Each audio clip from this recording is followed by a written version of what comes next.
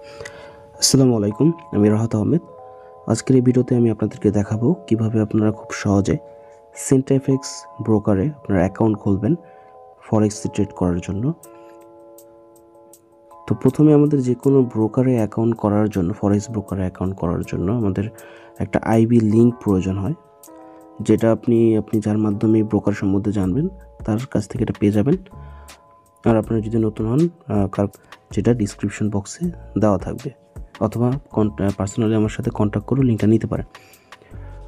তো এখানে দেখতে পাচ্ছেন আমার হোয়াটসঅ্যাপে লিঙ্কটা আছে, সেন্ট্রাফেক্স ব্রোকার আইবি রেজিস্ট্রেশন যে লিঙ্কটা। তো এই লিঙ্কটা আমরা পাওয়ার পর এটাতে আমরা ক্লিক করে দিব।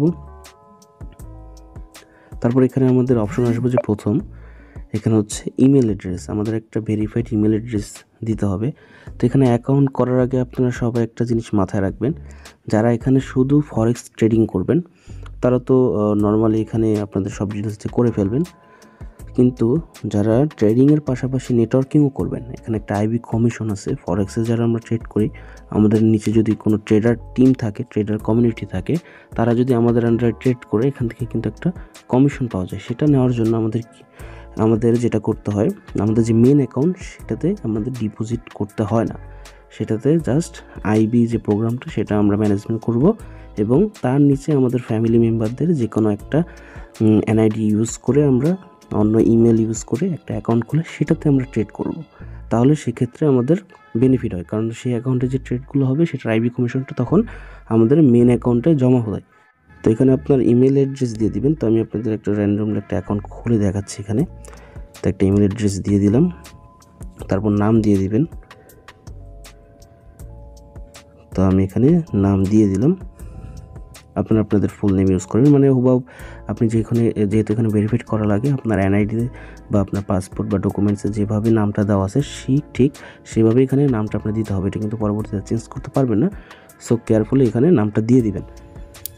তারপর এখানে পাসওয়ার্ড দিয়ে দিবেন, আর রেগুলেশন এখানে হচ্ছে অ্যাঙ্গুইলা যে অপশনটা আছে এটা দিয়ে দিব আমরা, যেমন বাংলাদেশ বা ভারত বা এশিয়ার যত কান্ট্রি আছে তাদের জন্য অ্যাঙ্গুইলাটা আমরা দিয়ে দেবো, এবং ইউরোপ বেসড যে কান্ট্রিগুলো আছে সেগুলোতে আমরা এখানে যে মরিশাস যেটা দেখতে পাচ্ছেন এটা দিয়ে দেবেন।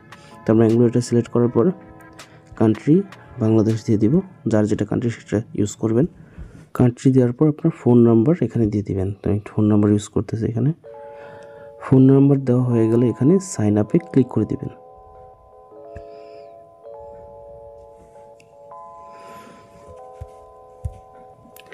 তারপর এখানে লেখা দেখতে পাচ্ছেন যে আপনার অ্যাকাউন্টটা ভেরিফাইড করার জন্য আপনার জিমেলে একটা মেসেজ যাবে, সেটা আমরা এখন চেক করব।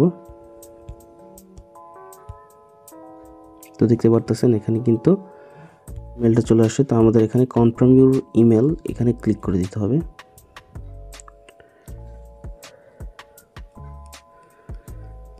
তাহলে দেখতে পারতেছেন এখানে আমাদের কিন্তু ইমেলটা ভেরিফাইড হয়ে গেছে। এখন আমাদের লগ ইন করতে হবে।